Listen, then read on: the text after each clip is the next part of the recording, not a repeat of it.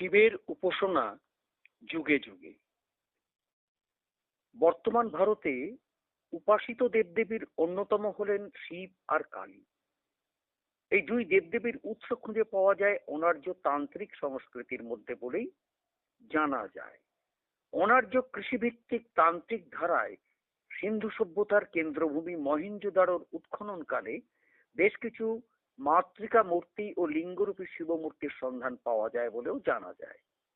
মহেঞ্জোদারো থেকে প্রাপ্ত যোনির মধ্যে প্রবিষ্ট লিঙ্গরূপী প্রস্তর মূর্তিগুলো সৃষ্টির প্রতীক রূপে বৈদিক ভারতে শিষ্ণদেব আখ্যা দেওয়া হয়।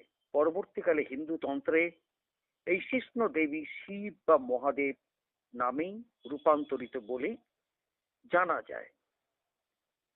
সত্যম শিবম সুন্দরম, যেটা আমি আগের পর্বে যেটা বলেছি, সেটা কিনা সৎ, চিত ও আনন্দ স্বরূপ। অপরদিকে যা চিত বা চৈতন্য স্বরূপ তাই একমাত্র মঙ্গলময়, তাই একমাত্র সুখের আকর, এই একমাত্র ভূমা। এই জন্য শিব মঙ্গলময়, সুন্দরম। সুন্দরম মানে অনন্তের অভিব্যক্তি, যেখানে নাম রূপের সীমাবদ্ধ ভাব মুছে গিয়ে এক বিরাট ভাবের স্পষ্ট প্রকাশ হয়, সেখানেই যথার্থ সুন্দরের বিকাশ ঘটে। শিব অনন্ত সুন্দরের প্রকাশ, তাই শিব স্বয়ং এই সৌন্দর্যের বিকাশ ঘটিয়েছেন তপস্যার মধ্যে দিয়ে। তিনি ধ্যান যোগে সিদ্ধ হয়ে পরমাত্মার মধ্যে বিলীন হয়ে গিয়েছিলেন এবং পরে সমাধি থেকে বুদ্ধিত হয়ে নৃত্য করতে লাগলেন। শিবের অনুপম নৃত্য থেকে ভারতীয় অসামান্য নৃত্যধারার প্রবর্তন হলো এবং ডমরুর বাদ্য থেকে যে সুরধ্বনি তরঙ্গ উত্থিত হলো, তার নাম হলো রাগ ও রাগিনী। এই শিবকেই ভারতীয় নৃত্য ও সঙ্গীতের জনকও বলা যেতে পারে। যাই হোক, এই জগতের প্রত্যেক জিনিসের মতো ভগবান শিবের মধ্যেও স্থূল, সূক্ষ্ম ও সূক্ষ্মতম রূপ আছে। জটাজূট মণ্ডিত ডমরু হাতে ছাই মাখা শিব হলো স্থূল রূপের প্রকাশ।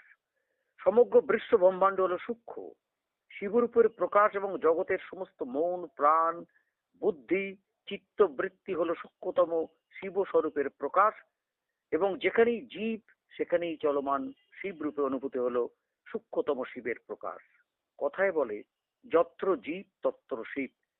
যা কিছু দেখা যায় তাই শিব স্বরূপে নিত্য বিরাজমান। এই হলো শিবের সূক্ষ্মতম রূপের সার্বিক উপলব্ধি। এমন শিবের উপলব্ধি ঘটেছিল ভগবান শ্রী রামচন্দ্রের, শঙ্করাচার্যের, তৈলঙ্গ স্বামী ঠাকুর, শ্রী রামকৃষ্ণের, স্বামী বিবেকানন্দ প্রভৃত মহান সাধকদের।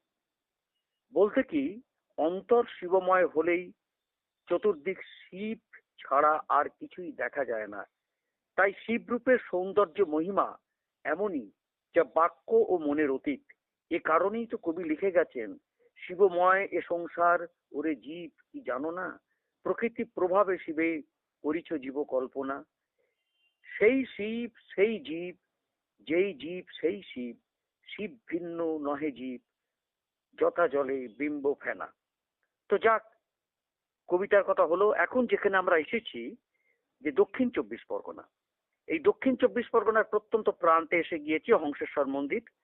আমরা আগেও দেখিয়েছি, এবারেও আমরা দেখাচ্ছি কি অবস্থাটা দাঁড়িয়েছে এবারেতে এবং কত ওখানেতে সন্ন্যাস নিয়েছে, তাদের কথা, যারা বক্তা তাদের সমস্ত ইন্টারভিউ আপনারা পাবেন, পুজো আর্চা সবই পাবেন। এই দক্ষিণ চব্বিশ পরগনা মানে যত গ্রাম তত শিব মন্দির। এটা একটা বিশাল সুন্দরবন এলাকা নিয়ে যে গঠিত, সেখানেও একই ব্যাপার। নানা শিল্প শৈলীতে গঠিত এইসব মন্দির। শরণাতীত কাল থেকে এই বঙ্গে চলে আসছে শিবের উপাসনা। তাই এই অঞ্চলে শিবের জন্ম বৃত্তান্ত অনেক ক্ষেত্রে বিস্তৃতির অন্তরালে চলে গিয়েছে। তাই শিব অনাদি দেবতা। অনার্য দেবতা শিব যখন আর্যদের বৈদিক দেবতা মণ্ডলীতে প্রবেশ করেছিলেন, তখন তার নাম হয়েছিল রুদ্র। রুদ্রের এই ভীষণাকায় রূপ বা রুদ্র রূপ, সেটাও আমরা দেখতে পাবো এই হংসেশ্বর মন্দিরের মাথার চূড়াতেই, গেটের ওপরেতেই দেখতে পাওয়া যাবে। সেটা আপনারা দেখতে পাবেন যে যখন তিনি সেই সতীর সেই খণ্ডিত দেহ তিনি যখন ছুটছেন, সেরকম উগ্র মূর্তি দেখতে পাবেন। দক্ষিণ চব্বিশ পরগনার সুন্দরবন অঞ্চলের প্রত্যন্ত প্রান্ত, দক্ষিণে বঙ্গোপসাগর, উত্তরে মৃদঙ্গ ভাঙা, পূর্বে বাদাবন ধঞ্চি, পশ্চিমে লুথিয়ান, চতুর্দিকে নদী ঘেরা দ্বীপ, জগদ্দল, সপ্তমুখী কার্জন ক্রিক, ওয়ালস ক্রিক, কত সব নদীর মাঝে জেগে ওঠা প্রাকৃতিক সৌন্দর্যে ঘন সবুজ দ্বীপ। জি প্লটের উত্তর সুরেন্দ্রগঞ্জ তটের বাজারে বাংলায় 1302 সালে জঙ্গল কাটার সময় বাবা হংসেশ্বর স্বপ্ন দেখলেন এবং চাষাভুষো গরিব মানুষ কিন্তু নিষ্ঠাবান সুখচাঁদ জানাকে। এখন এই পর্যন্ত পাওয়ার পর দেখা যাচ্ছে যে সেই যে গরিব প্রজা সুখচাঁদ, তার কথা কে মানবে? লাটদার জমিদার তাকে কি পাত্তা দেবে? পাত্তাই দেবে না, ভয়ও পাচ্ছে যে বলবো নায়েব বাবুদের, লাটদারকে বলবো, সাহসও পাচ্ছে না কি করে বলবেন সেই স্বপ্নের কথা। অথচ বাবা হংসেশ্বর তো বারবার স্বপ্নে তাকে খোঁচা মারছেন। খোঁচা মারলে কি হবে? তিনি তো কিছু করতে পারছেন না। শেষে দেখলেন না, এ বুকে সাহস দিয়ে বলতেই হবে, না বললে আমাকে জ্বালাবে, ভীষণভাবে জ্বালাবে বাবা। শেষ পর্যন্ত বুকে সাহস নিয়ে বলল এবং বলার পর সুখচাঁদ যখন বলছে, তো নায়েব মশাই বলেই ফেললেন যে এই স্বপ্নের কথা তুমি বলছো, তা তুমি তো একটা চাষাভুষো গরিব মানুষ, তোমাকে স্বপ্ন দেবে এটা কি করে হয়? যেখানে জমিদার রয়েছে, লাটদার রয়েছে, নায়েব রয়েছে, তাদের না দিকে তুমি একটা চাষাভুষো গরিব মানুষ, তোমাকে বাবা স্বপ্ন দেবে, এটা বিশ্বাস হয়? বিশ্বাস করতেই পারছিলেন না। এবং তখন তটের বাজারের পাশেই রায়চৌধুরী জমিদারের নামের যে নায়েব, সেখানে প্রবোধ দত্ত আর সুরেন ভট্টাচার্য, তারা শেষ পর্যন্ত কোনো উপায় না দেখে বলল, ঠিক আছে সুখচাঁদ, তুমি বারবার বলছো, তাতে তোমাকে বলছি যে ঠিক আছে, তুমি মাটি খোঁড়ার জন্য সব লোকজন দিয়ে দিচ্ছি, কিন্তু যদি মাটি খুঁড়ে যদি কোনো রকম কিছু না বেরোয়, তাহলে কিন্তু তোমাকে এবং তোমার ছেলে বউ সবকে এখান থেকে আমরা ভিটেমাটি ছাড়া করে দেবো। কি করবে অসহায় সুখচাঁদ? বলে, না ঠিক আছে, তাই হবে। তখন গভীর নেতুয়া বন কাটা শুরু হলো, খোঁড়ার কাজ চললো। সেখানে থাকলেন গ্রামের আরো তিনজন, সেটা কুমেদ বাসুলি, বিশু মণ্ডল ও ভুবন বর্মন। এটি জানা যায় ইতিহাস থেকে। সুখচাঁদ তো কিছুতে পাচ্ছে না, সব খোঁড়া হচ্ছে, কাটা হচ্ছে, যত জায়গা, যত সব জায়গা থেকে একদম লুটপুটে করা হচ্ছে, লুটে একদম পুরো সব কেটে কুটে ছাদ্য করা হচ্ছে, এরম ব্যাপার। কিন্তু কিছুতেই আর মিলছে না। সুখচাঁদ তো প্রাণপণে ডাকছেন, বাবা দেখা দাও, বাবা দেখা দাও। অসীম ভক্তি এবং অন্তরের টানে বুক ফাটিয়ে কাঁদতে কাঁদতে তখন দেখলো যে কোদাল শাবল ঝুড়ি নিয়ে মাটি কাটা চলছে। এমন সময় দেখলো সেই মাটির নিচে থেকে ভেসে এলো অপূর্ব অপূর্ব সুগন্ধি ধূপ ধুনোর গন্ধ। তখন শান্ত হলো সুখচাঁদ। এবং শুধু তাই নয়, সেই কোদাল চালাবার আঘাতে স্বয়ংভূ বাবার এই হংসেশ্বরানন্দ, যার কথা বলছি বা দেখাচ্ছি, যেখানে শোনাচ্ছি, ভীষণ এ বাবার কাছে মানত করলে সে মানত হবেই, ফলবেই, কোনো কিছু মানে এ বাধা বিপত্তি নেই, এত জাগ্রত। সেই স্বয়ংভূ বাবার সেই পাথরের শিবলিঙ্গের গায়েতে তখন আঘাত পড়লো এবং সেটা ভেঙে গেল। এখনো গেলে দেখতে পাবেন কিন্তু মন্দিরের মধ্যে ভাঙা আছে, এবং সেই পাথরের ওপরের অংশ কিন্তু ভাঙা। দেখা দিলেন হংসেশ্বর। তখন সুখচাঁদ তখন মূর্ছিত হয়ে গেছেন। তখন দেখা যাচ্ছে জ্ঞান ফিরলে নায়েবরা তাকে আবার সান্ত্বনা দিলেন, তখন ভক্ত সুখচাঁদকে বাহবাও দিলেন। এই হচ্ছে হংসেশ্বরের মোটামুটি ইতিহাসের যে সৃষ্টিটা, সেটাকে আপনাদের শোনাতে গেলাম। আগেও শুনিয়েছি, আবার তাকে মনে করার জন্য বলে দিলাম। বাবা হংসেশ্বরকে গাঁয়ের সবাই কিন্তু ভীষণভাবে মানেন, শুধু বহু দূর দূরান্ত থেকে তারা আসেন। এরপর বাবার মাহাত্ম্য যখন চারিদিকে ছড়িয়ে পড়ে, তখন নায়েব বাবুরা তখন 1345 সালে তখন এই মন্দিরটা প্রতিষ্ঠা করেছিলেন। এবং মন্দিরের যে পূজা পর্ব সবই দেখা যাচ্ছে যে মহেন্দ্র চক্রবর্তীর সময় থেকে তখন জমে ওঠে, এবং তারপর থেকে তার ছেলে রামেশ্বর চক্রবর্তী সদ্য প্রয়াত হয়েছেন, এবং তারই ছেলে এখন রামেশ্বর চক্রবর্তীর ছেলে গোপাল চক্রবর্তী সে এখন আছেন, পুজো করছেন, তার পালা পর্ব চলছে। এছাড়া বনমালী চক্রবর্তীও আছেন। এই রামেশ্বর পুত্র একজন বনমালী, আর একজন হচ্ছে মধুসূদন। আর মধুসূদনের পুত্র হচ্ছে মানে এই দেখা যাচ্ছে যে গোপাল চক্রবর্তী, যেটা আমরা বললাম। তো এই ব্যাপারটা যে চলছে, এটা নতুন করে বলার কিছু নেই। এবং সেই রামেশ্বর চক্রবর্তীর সময় থেকে এবং মহেন্দ্র চক্রবর্তীর সময় থেকে এই যে বাবার যে চতুর্ভাবে যে যাতে মানে মহাত্মা যে চতুর্দিকে যে ছড়িয়ে পড়েছিল, আজও তা বিদ্যমান, বেড়েছে বই কমেনি। এবং এমন এই চক্রবর্তী পরিবার তারা ভক্তিভরে যেভাবে বাবাকে রেখেছেন, পুজো করেন, এবং চতুর্দিকের মানুষের বিশ্বাস, এবং এবছরও দেখা যাচ্ছে 350-র উপর দেখা যাচ্ছে সন্ন্যাসী তারা সন্ন্যাস গ্রহণ করেছেন, সন্ন্যাস পর্ব চলছে। যেভাবে কাজকর্ম চলছে আপনারা পরপর দেখতে পাবেন যে সন্ন্যাস পর্ব থেকে একেবারে নীল চড়ক পর্ব, চড়ক উৎসব সবই দেখতে পাবেন। এটা দক্ষিণ 24 পরগনার একটা ঐতিহ্য বটে। লোক সংস্কৃতির সবচেয়ে বড় ঐতিহ্য হচ্ছে দক্ষিণ 24 পরগনার গাজন গান, যা জয়নগর, ডায়মন্ড হারবার, কাকদ্বীপ, কুলপি প্রভৃতি থানার অন্তর্গত বহু এলাকায় চৈত্র মাসের সংক্রান্তিতে চড়ক উৎসব উপলক্ষে পূজা আয়োজকের বাড়ি বাড়িতে রাতের বেলা গাছ মাজেরা হয়। এটা গাজন গান। আগের দিন বলেছি গাজনের যে যা মর্ম সবই বলেছি, আর তাকে বলছি না। এলাকায় এই যে লোকাঙ্গিকের নাম হচ্ছে গাজন গান, কোথাও কোথাও চৈতে গাপও বলে। চৈত্র মাসে অনুষ্ঠিত গাজনের উৎসব, তাই চৈতে গাপ। স্থানীয় মানুষেরা কাজের অবসরে ছোট ছোট দল গঠন করে এই গান পরিবেশন করে থাকেন। এখানেতে একেবারে মাটির কথা, মাটির সংস্কৃতি এখানেতে সম্পূর্ণভাবেই জেগে ওঠে। এখানে খুব একটা ব্যাকরণ দেখলে কিন্তু চলবে না, কেননা একেবারে গ্রামজনের যে ভাষা সেইগুলো এখানে থাকে। এবং সাধারণত যেসব পালা পরিবেশিত হয় সেগুলো পৌরাণিক, করকালীকে নিয়ে রচিত। চড়কে শিবের সঙ্গে এইসব পালাগুলোর ঘনিষ্ঠতাও থাকে। আজও কাকদ্বীপ থানার কামারহাটের জোড়াপোল এলাকায় প্রতি বছর চৈত্র মাসে এই উৎসব উপলক্ষে 3 দিনের গাজন দলগুলোর মধ্যে প্রতিযোগিতার আসর বোঝায়। এবং এরা বিভিন্ন বিষয় কেন্দ্রিক ছোট ছোট পালাবদ্ধ কাহিনী আসরেতে অভিনয় করে বটে, কিন্তু এদের পালার সংলাপের চেয়েও আগাগোড়া ছেয়ে থাকে গান। এবং এই পৌরাণিক পালা ছাড়া অন্যান্য গানের ভাষা সবই প্রায় আদি রসাত্মক, এবং সুরগুলো সাম্প্রতিককালের বাংলা হিন্দি সিনেমার আদলে হয়ে গেছে। তাই আদি রসের গানের মধ্যে অনেক সময় আর ঢোকা যায় না। সেখানেতে গভীরতার অভাব রয়েছে, এবং যা থাক না কেন ব্যঙ্গাত্মমূলক রসিকতাও মাঝে মধ্যে জেগে ওঠে এসব গাজন গানের কাহিনীর মধ্যে। সব কুশীলাবরা তারা এই গানেতেই তারা মেতে থাকেন। এবং গাজন গান একটা ধর্মমূলক কাহিনীর মঞ্চায়ন। তবে এই একবিংশ শতকের যুগেও পাড়াগাঁয়ে অন্যান্য বহু লোকনাট্যের মতো এই এলাকার গাজন গানও নারী চরিত্রে এবং পুরুষদের আধিপত্য, নারী চরিত্রেও পুরুষদেরই এখনো আধিপত্য, এবং কিছু কিছু নারীও তারা গাজনেতে নাবেন দেখা যায়। তো যাই হোক, বৈচিত্র্য তো আসবেই, পরিবর্তন তো আসবেই। সুতরাং সেখানেতে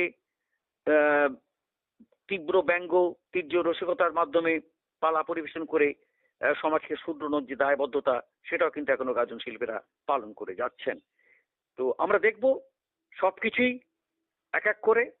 এই চৈত্র মাসের যে বাবার যে অনুষ্ঠান, সেই অনুষ্ঠানকে ঘিরে আমরা প্রথম দিনই আমরা দেখিয়েছি, সেখানেতে নকুলেশ্বর মন্দিরে আমরা একটা পর্ব দেখিয়েছি। এবং চৈত্র সংক্রান্তিতে হরগৌরীর বিয়ের উৎসব, এবং সেটি হচ্ছে গাজন, তার আগে আমি বলেছিলাম। এবং বাংলার গাজন এবং চড়কের যে এখনো সেই বৈচিত্র্য, এবং গাজন এবং চড়কের যে পৌরাণিক উৎস চড়ক গাজন, এগুলো এখনো কিন্তু শেষ হয়ে যায়নি। তাই আমরা দেখতে পাই এই সংক্রান্তিতে কোথায় ফুল ঝাঁপ, কোথায় কাটা ঝাঁপ, কোথায় বঁটি ঝাঁপ, কোথায় বান ফোঁড়া, কোথায় দেখা যাচ্ছে যে এই গাজনের অনুষ্ঠান, সেখানে ঘাট সন্ন্যাস, সেসব কথাগুলো রয়েছে। এবং সেই সঙ্গে সঙ্গে দেখা যাচ্ছে যে নীল পুজো, চড়ক উৎসব, এবং শুধু নয়, কপাল বান এবং ত্রিশূল বা অগ্নি বান, জিহ্বা বা সর্প বান, বানবিদ্ধ করার বিশেষ নিয়ম রয়েছে। সে এত আলোচনায় আমরা যাব না, গভীরতে যাব না। তবে এখনো পর্যন্ত এই লোক সংস্কৃতির ধারাকে বহন করে চলছে সম্পূর্ণ পশ্চিমবঙ্গের বিভিন্ন প্রান্তের বিভিন্ন শিব ভক্তরা। আজ এই পর্যন্তই। আপনারা দেখুন বাবা হংসেশ্বর মন্দির, একেবারে প্রত্যন্ত প্রান্তের হংসেশ্বর মন্দিরের নানা অনুষ্ঠানের এবং তাদের সন্ন্যাসীদের যে কথাবার্তা, সেখানকার পূজা পর্ব। জাগ্রত বাবা হংসেশ্বর মন্দির, তোমাকে প্রণাম।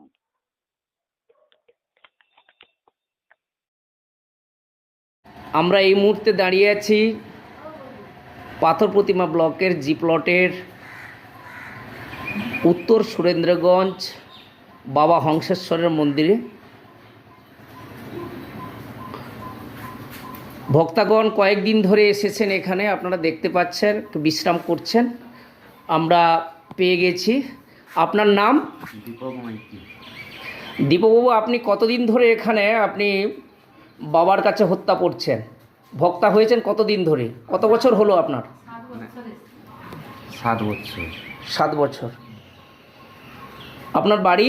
বুড়াবুড়ি তো মাঝের পাড়া। শুনেছি এখানে বাবা খুবই জাগ্রত। আপনি বাবার কিছু অলৌকিক কাহিনী জানেন? আমরা তো অতটা বলতে পারবো না, আমি তো উপকার পেয়েছি বাবার কাছ থেকে।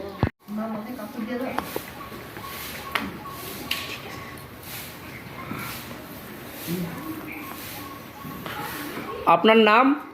আমার নাম মানসী সাঁতরা। আপনার বাড়ি? আমার বাড়ি রাক্ষসখালী, দক্ষিণ গোবিন্দপুর আবাদ। বাবা হংসেশ্বরের যে জাগ্রত এবং তার কিছু অলৌকিক কাহিনী আপনার কি জানা আছে? জানা আছে। আপনি বলুন।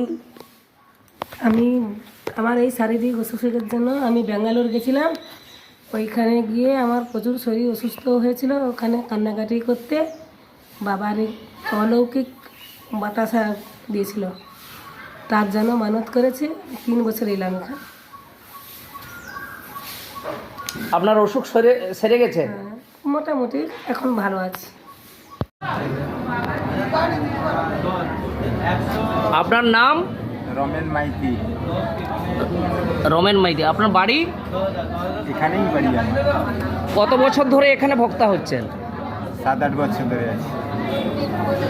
এবছর কত ভক্তা এসেছে এখানে? 329। 329 এখন পর্যন্ত। জি প্লটে বাবার খুবই জাগ্রত। এই জাগ্রত অলৌকিক সম্পর্কে আপনি কিছু বলুন। আমি নিজেই ভালো হয়েছি এখানে। আমার ভীষণ শরীর খারাপ হয়েছিল, আমি এখানেই ভালো হয়েছি, আবার এখান থেকেই এস্টাবলিশ করেছি।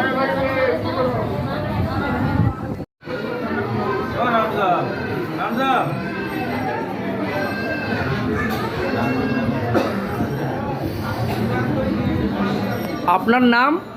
আমার নাম স্বপন কুমার গিরি। আপনার বাড়ি? এল প্লট শ্রীধরনগর। আপনি এখানে কত বছর ভক্তা হচ্ছেন? আমি এটা 2 বছর হচ্ছে। এবছর কত ভক্ত এখানে এই মুহূর্তে আছে? এই মুহূর্তে 378। 378। বাবার যে অলৌকিক এখানে ক্রিয়া আছে, আমি গতকালে একজন মায়ের সঙ্গে দেখা হয়েছিল, তিনি তার সন্তানের জন্য মানত করছে, ওই সন্তানও এসেছে, আবার তার মাও এসেছে। আপনার বাবার কোনো অলৌকিক ক্রিয়াকলাপ আপনার কাছে ধরা পড়েছে, আপনার মনে হয়েছে? না, বাবার কাছে যে ভক্ত এসে যা চাইবে কোনোদিন মানে ফিরে যেতে হয় খালি। আপনার নাম? কল্পনা কর। বাড়ি? ইন্দ্র। আপনি কত বছর ধরে এখানে ভক্তা হচ্ছেন? এটা 2 বছর। এর আগে চনেশ্বরে হয়েছি। চন্দ্রেশ্বরে।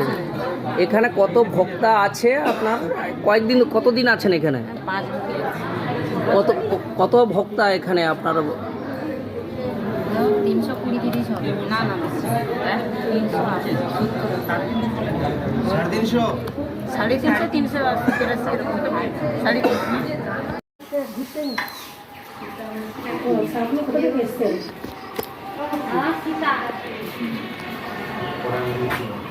হংসেশ্বর বাবার মন্দিরে মায়েরা ভক্তা হয়ে এসেছেন। আপনার নাম? কল্পনা মাইতি। আপনার বাড়ি? বেড়ালার বুড়াবুড়ি টট, মাদের পাড়া। শুনেছি বাবা খুবই জাগ্রত। বাবার একটু অলৌকিক কাহিনী আপনি যদি বলেন। আমি বাবার কাছে প্রথমে আসি যখন এই মাটির দেয়াল টালির ঘর ছিল।